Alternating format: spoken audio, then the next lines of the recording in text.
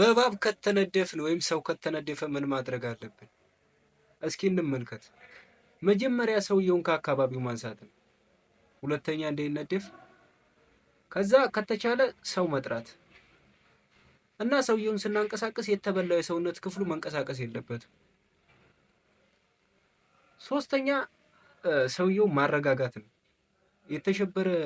ከተሸበረ ሰውየው የደም ፍሰቱ ሊጨምር ስለሚችል ያው ዋናው ዓላማው መርዙ እንዳይሰራጭ ስለሆነ መርዙ ይሰራጫል፣ የደም ፍሰቱ ጨመረ ማለት ደግሞ ማለት ነው።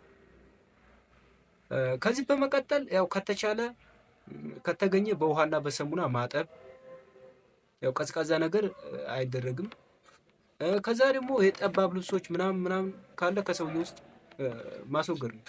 ምክንያቱም ያበጠ ጊዜ ሌላ ችግር ሊፈጥሩ ስለሚችል። ከዚህ ባለፈ በባህላዊ የሚደረጉ ነገሮችን ማስወገድ። ለምሳሌ በገጠሩ አካባቢ በዋናነት የተበላው ከፓርት ከፍ ብሎ ይታሰራል። መታሰር የለበትም። ምክንያቱም ከታሰረው በታች እንደምታዩት እግሩ ጉጥር ብሎ ያብጣል፣ ወይም እጁ ማለት ነው። ይሄ ድንገት የተፈታ ጊዜ ኋላ ሲፈታ አንድ ጊዜ በሰውነቱ ሙሉ ያ ሲብላላ የቆየ ደም ይሄድና ሰውየው ሕክምና እንኳን ቢያገኝ እንዳይተርፍ ያደርገዋል።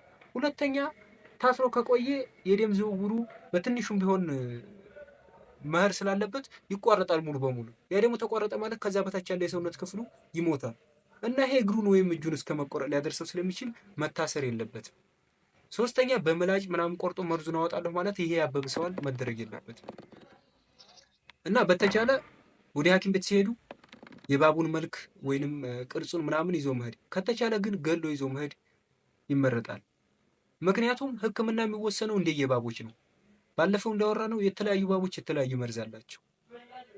ያው ደግሞ ይዛችሁ ስከዱ ጥንቃቄ የምታደርጉ ይመረጣል። ባይት ሪፍሌክስ አላቸው የሞቱ እባቦች ማለት ነው።